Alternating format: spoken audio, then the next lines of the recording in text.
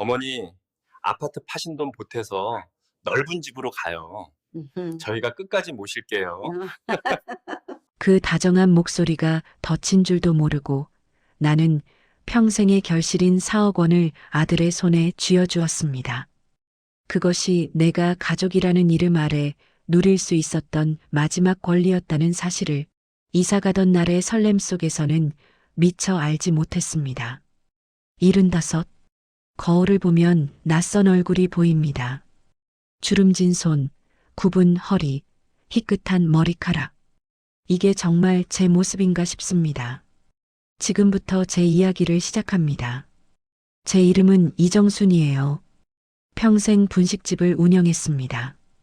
28배 시작해서 70까지 42년을 한 가게에서 떡볶이와 김밥을 말았습니다. 남편은 일찍 세상을 떠났습니다. 아들 현우가 중학생 때였죠. 위암이었습니다. 진단을 받고 6달 만에 떠났습니다. 병원비를 대느라 통장은 바닥났고 남은 건 아들 하나뿐이었습니다. 그 후로 혼자 아들을 키웠습니다. 새벽 5시에 일어나 가게를 열고 밤 9시에 문을 닫았습니다. 주말도 없었고 오직 명절에만 쉬었습니다. 가게 문을 닫고 집에 돌아오면 현우는 이미 혼자 저녁을 먹고 잠들어 있었어요. 그 작은 등을 보면서 얼마나 많이 울었는지 모릅니다. 미안했거든요. 하지만 우는 시간도 사치였습니다. 다음 날 팔아야 할 음식 재료들을 손질해야 하니까요. 그렇게 번 돈으로 아들을 대학까지 보냈습니다. 그리고 20년 전 작은 아파트 한 채를 샀습니다. 15평짜리 낡은 아파트였지만 제게는 평생의 소원이 이뤄진 날이었습니다. 엄마, 우리 집 생겼어. 현우가 좋아하던 모습이 아직도 눈에 선합니다. 그때 현우는 대학교 2학년이었습니다. 이삿날 우리 둘이서 치킨을 시켜 먹었습니다. 맥주도 한 캔씩 땄습니다. 현우가 처음으로 제게 맥주를 따라줬어요. 그날의 기분을 지금도 생생하게 기억합니다. 세상을 다 가진 것 같은 기분이었습니다. 세월이 흘러 현우는 보험 설계사가 되었습니다. 수입이 일정치 않았지만 성실하게 일했습니다. 35세 지금의 며느리 김서아를 만나 결혼했습니다. 서아는 예쁘고 똑똑했습니다. 온라인 쇼핑몰을 운영했습니다. 첫인상도 좋았어요. 어머니, 저는 김서아예요. 잘 부탁드려요. 그래, 우리 현우도 잘 부탁해. 어머니도 제가 잘 모실게요. 그 말이 진심인 줄 알았습니다. 아니, 진심이길 바랐습니다. 이제 아들 곁에 누군가 생겼다는 안도감이 더 컸는지도 모릅니다. 결혼 후 현우 부부는 전세로 살았습니다. 강남은 아니었지만 괜찮은 동네였어요. 저는 제 아파트에서 혼자 살았습니다. 가끔 현우네 집에 놀러 갔고 명절에는 함께 보냈습니다. 서아가 음식을 잘했습니다. 갈비찜, 잡채, 명절 음식을 척척 해냈습니다. 저는 며느리 덕을 본다고 생각했습니다. 그렇게 10년이 흘렀습니다. 72세가 되던 해 몸이 안 좋아졌습니다. 무릎도 아프고 허리도 아팠습니다. 42년 동안 하루도 쉬지 않고 일한 몸이 드디어 한계를 드러내는 것 같았습니다. 오전에 솥을 들다가 허리를 삐끗해 사흘을 누워 있었습니다. 분식집 일이 힘들어졌어요. 결국 가게를 정리하기로 했습니다. 엄마, 이제 좀 쉬세요. 충분히 일하셨어요. 현우가 말했습니다. 서아도 고개를 끄덕였습니다. 가게를 정리하고 권리금과 기물을 팔아 3천만 원 정도 손에 쥐었습니다. 42년 인생의 대가치고는 적었지만 저는 만족했습니다. 아들도 결혼시켰고 아파트도 있고 연금도 조금 나왔으니까요. 그걸로 충분하다고 생각했습니다. 가게 문을 닫던 마지막 날이 생각납니다. 셔터를 내리면서 한참을 서 있었습니다.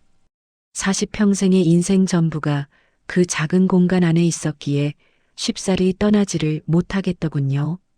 처음 가게를 열던 날 28배 제가 있었고, 남편 기일에도 음식을 하던 제가 있었고, 현우 대학 합격 소식을 들으며 혼자 울던 제가 있었습니다. 단골 손님들 얼굴도 떠올랐습니다. 매일 아침 김밥 2줄씩 사가던 회사원 아저씨, 방과 후에 몰려오던 동네 아이들, 추운 겨울 떡볶이 국물로 손을 녹이던 할머니, 다시는 볼 수 없는 얼굴들이었습니다. 셔터를 완전히 내리고 나서야 눈물이 났습니다. 소리 없이 울었습니다. 하지만 혼자 사는 게 점점 외로웠습니다. 몸도 불편했습니다. 장 보러 마트에 가면 무거운 봉지를 드는 게 힘들었습니다. 계단을 오를 때 무릎이 욱신거렸습니다. 밤에 혼자 아플 때가 제일 두려웠습니다. 아무도 없는 방에서 천장을 보며 이게 얼마나 계속될까 생각했습니다. 어느 날 밤엔 체한 것 같아 한참을 혼자 끙끙거렸습니다. 전화를 할까 하다가 현우가 걱정할까봐 참았습니다. 그러다 문득 이런 생각이 들었습니다. 만약 지금 정말 쓰러진다면 나를 발견하는 사람이 있기나 할까? 그 생각이 오래 머릿속을 맴돌았습니다. 그때 서아가 제안했습니다. 3년 전 일입니다. 현우네 집에 저녁을 먹으러 갔을 때였습니다. 어머니, 혼자 사시기 불편하시죠? 저희랑 같이 사세요. 저희가 모실게요. 순간 가슴이 뭉클했습니다. 며느리가 시어머니를 모시겠다고 하다니. 요즘 세상에 흔한 일이 아니잖아요. 저는 눈물이 날 것 같았습니다. 괜찮아. 너희도 불편할 텐데. 아니에요, 어머니. 저희 집이 좀 좁긴 하지만 방 하나는 어머니 방으로 드릴 수 있어요. 현우도 거들었습니다. 제 손을 꼭 잡았습니다. 엄마, 우리랑 같이 살아요. 혼자 계신 거 걱정돼요. 그 손의 온기가 좋았습니다. 오래전 현우가 어릴 때 제 손을 꼭 쥐고 시장을 걷던 기억이 났습니다. 그 작은 손이 이렇게 커졌구나. 그 생각에 눈물이 날 뻔했습니다.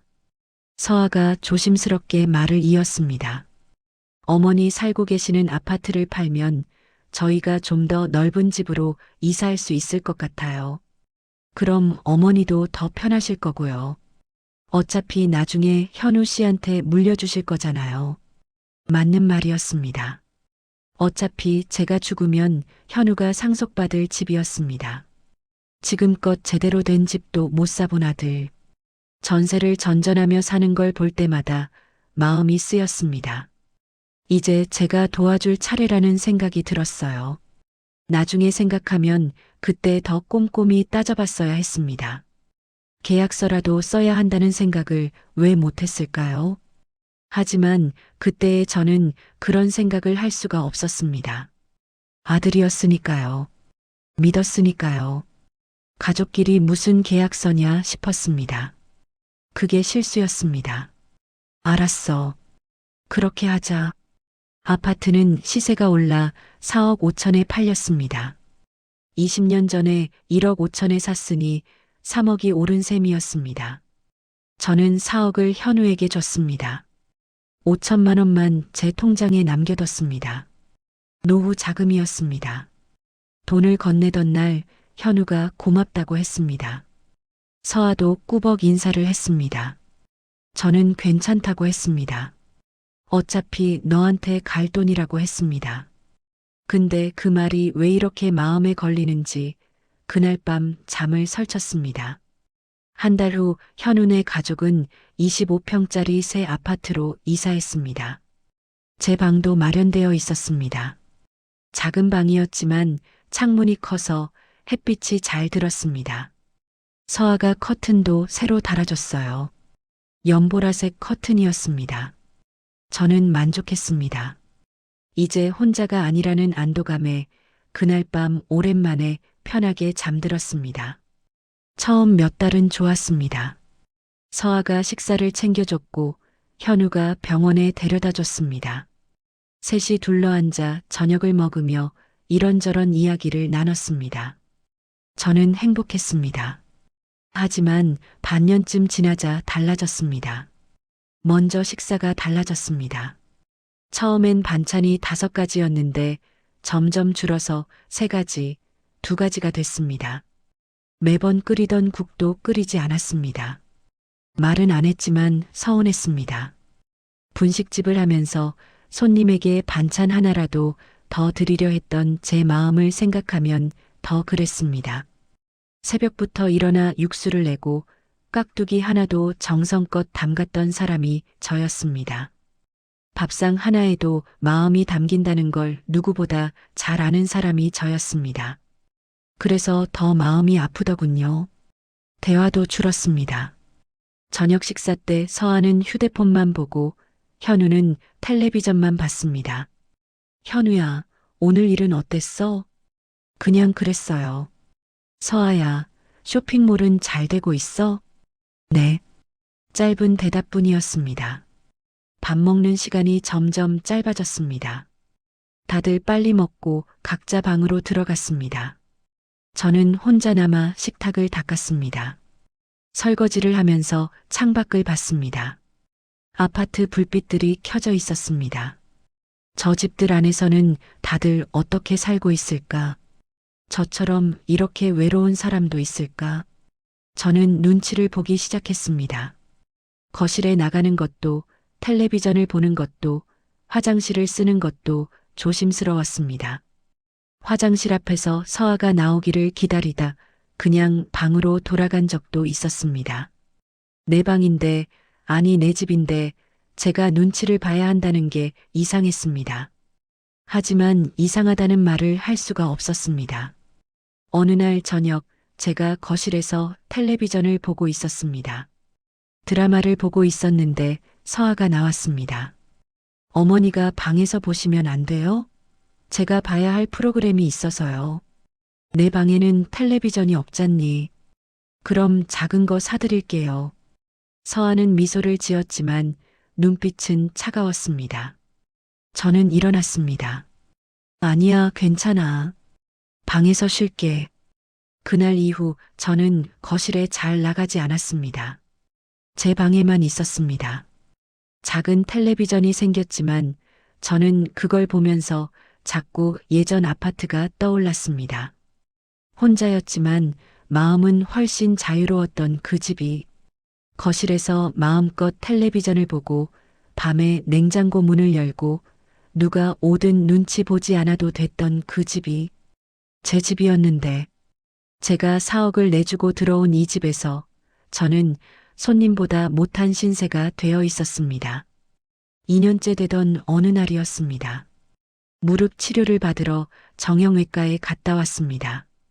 오후 4시쯤 집에 도착했어요. 현관 앞에서 도어락에 비밀번호를 눌렀는데 문이 열리지 않았습니다. 비밀번호가 바뀐 것 같았어요. 저는 현우에게 전화했습니다. 10분쯤 후 현우가 내려왔는데 얼굴이 불편해 보였습니다. 엄마, 비밀번호 바꿨어요. 왜? 나한테 말도 안 하고? 현우는 제 눈을 마주치지 못했습니다. 엄마, 서아랑 얘기했는데요. 근처에 작은 방 하나 알아보시는 게 어떠세요? 나보고 나가라고? 갑자기 나가라니? 내가 너한테 4억이나 줬잖니. 엄마, 그건 엄마가 주신 거잖아요. 저희가 달라고 한 게 아니라. 현우야. 저는 소리를 질렀습니다. 복지관에서 함께 운동하는 70 넘은 이웃들 앞에서도 이런 말은 못 들어봤습니다. 아들한테 이런 말을 들을 줄은 몰랐습니다. 엄마, 솔직히 말할게요. 현우가 낮은 목소리로 말했습니다. 서아가 많이 힘들어해요. 엄마랑 같이 사는 게 스트레스라고. 부부 사이도 안 좋아졌고요. 이러다 우리 이혼할 것 같아요. 가슴이 철렁했습니다. 내가 뭘 잘못했는데? 나는 방에만 있었잖아. 그게 아니라 그냥 같이 사는 자체가 힘들다고요. 엄마가 계시면 서아가 집에서 편히 못 쉰다고. 엄마도 알잖아요. 며느리랑 시어머니가 한 집에 사는 게 쉬운 일이 아닌 거. 서아가 참을 만큼 참은 거예요. 결국 제가 문제였습니다. 숨만 쉬어도 문제였습니다. 존재 자체가 불편한 사람이 된 것이죠. 현우는 고개를 돌리고 방으로 들어가 버렸습니다. 그날 밤 잠을 이룰 수 없었습니다. 내가 뭘 그렇게 잘못했나? 조용히 살았는데, 밥도 차려줬는데, 청소도 했는데, 그래도 존재 자체가 죄였나 봅니다. 다음 날 아침 서아가 제 방으로 왔습니다. 어머니, 제가 근처에 괜찮은 원룸 알아봤어요. 보증금 1,000만 원에 월세 50만 원이에요. 어머니 통장에 5천만 원 있으니까 충분하시죠? 서아는 미소를 지었습니다. 하지만 그 미소는 겨울 바람처럼 차갑게 제 등을 스쳤습니다. 저는 아무 말도 하지 못했습니다. 사흘 후 저는 짐가방 하나를 들고 집을 나왔습니다. 현우는 얼굴도 내밀지 않았습니다. 서아가 엘리베이터 버튼을 눌러줬습니다. 문이 닫히면서 서아의 얼굴이 사라졌습니다. 저는 그 순간 무언가 끊어지는 소리를 들은 것 같았습니다. 실 같은 것이, 아니면 뿌리 같은 것이. 원룸은 좁았습니다. 7평도 안 되는 공간이었습니다. 저는 그 작은 방에 앉아 한참을 울었습니다. 75살에 이렇게 될 줄은 몰랐습니다. 새벽 5시부터 일어나 평생을 살았는데 마지막이 이렇게 초라할 줄은 몰랐습니다. 그날 이후 현우에게도 연락이 없었습니다. 제가 전화해도 받지 않았습니다. 문자도 읽고 답장이 없었습니다. 배신감에 잠을 이룰 수 없었어요. 평생 아들을 위해 살았는데 이게 대가인가 싶었습니다. 한 달쯤 지났을 때 우편함에 낯선 편지가 있었습니다. 발신인은 법무법인 정한이었습니다. 이정수님께 귀하의 모친이신 고 박영희 여사의 재산 상속건으로 연락드립니다. 법무법인 정한으로 방문해 주시기 바랍니다. 박영희, 제 어머니였습니다. 20년 전에 돌아가셨습니다. 이름 석자를 보자 갑자기 어머니 얼굴이 떠올랐습니다. 무뚝뚝한 분이셨고 살갑게 표현하는 분이 아니셨습니다. 그런데 왜 지금 상속 얘기가 나오는 걸까요? 다음 날 법무법인을 찾아갔습니다. 어머님께서 유언장에 특이한 조건을 다셨습니다. 딸인 이정순 씨가 75세가 되는 해에 공개하라고 하셨어요. 왜요? 이렇게 적혀 있습니다. 정순이가 젊을 때는 이 돈을 함부로 쓸까봐 걱정되고 아들한테 다 빼앗길까봐 걱정된다. 75세면 인생을 다 살았을 테니 그때 주고 싶다. 눈물이 났습니다.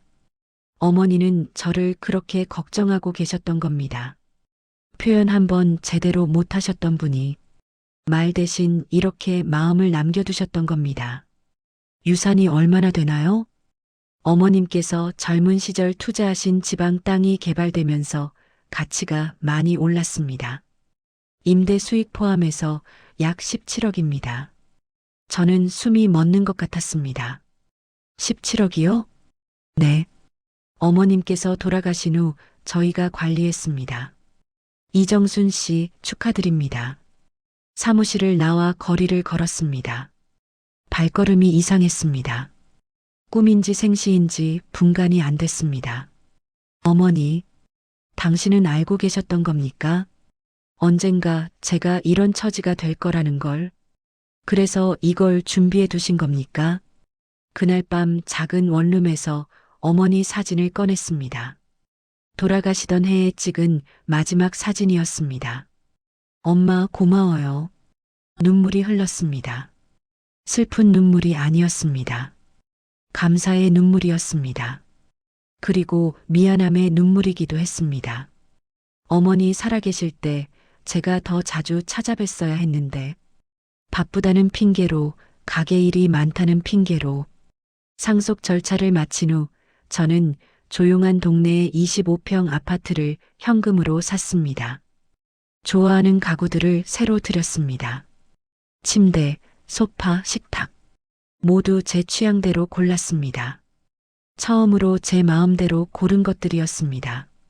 평생 살면서 가구 하나 제 맘대로 골라본 적이 없었습니다. 가격을 먼저 받고 싼 걸 골랐습니다. 이번엔 달랐습니다. 앉아봤을 때 편한 소파를 골랐습니다. 좋아하는 나무결의 식탁을 골랐습니다. 이사하던 날 현우에게 전화가 왔습니다. 엄마, 어디 계세요? 원룸 갔는데 안 계시던데요. 이사했어. 어디로요? 그건 네가 알 필요 없어. 현우야, 나는 이제 너희들 안 볼 거다. 넌 나한테 집을 빼앗고 쫓아냈어. 이제 우리 더 이상 보지 말자. 엄마, 잘못했어요. 다시 모실게요. 필요 없다. 전화를 끊었습니다. 번호를 차단했습니다. 손이 떨렸습니다.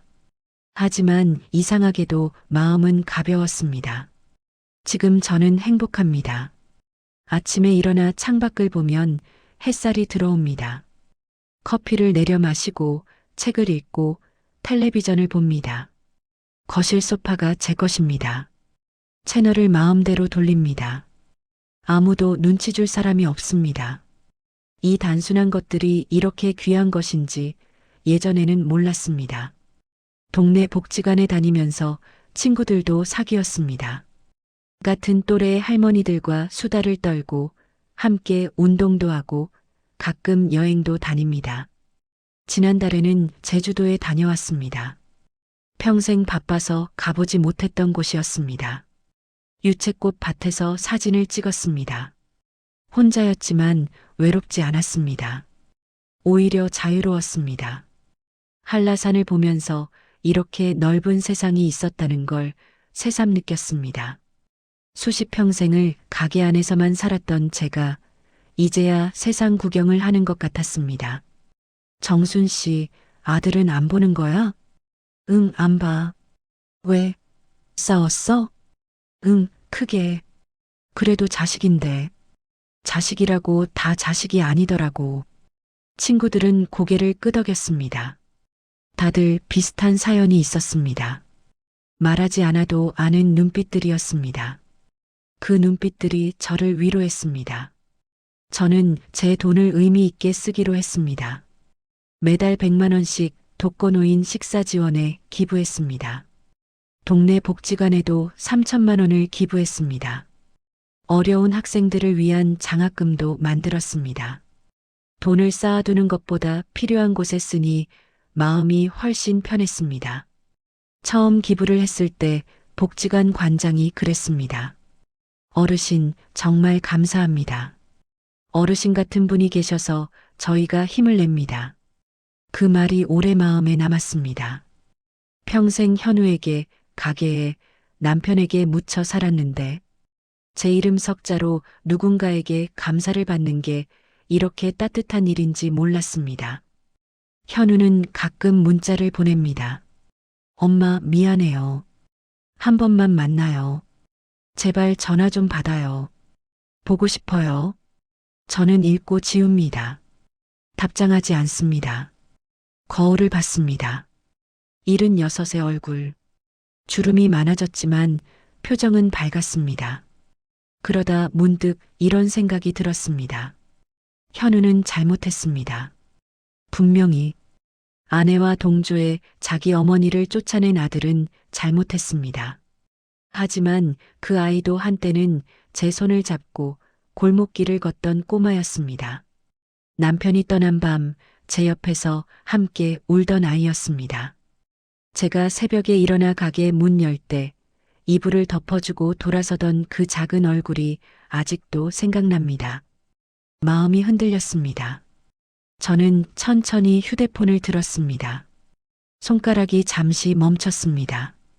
아직은 준비가 되지 않았나 봅니다. 언젠가는 문을 열 수도 있을 겁니다. 용서가 그 아이를 위한 게 아니라 저를 위한 일이 될 수 있다는 것도 압니다. 하지만 그건 제가 결정합니다. 제 속도로. 남이 정해주는 화해는 화해가 아니니까요. 어머니 사진에 대고 중얼거렸습니다. 엄마 고마워요. 엄마가 지켜준 덕분에 나는 이렇게 잘 살고 있어요.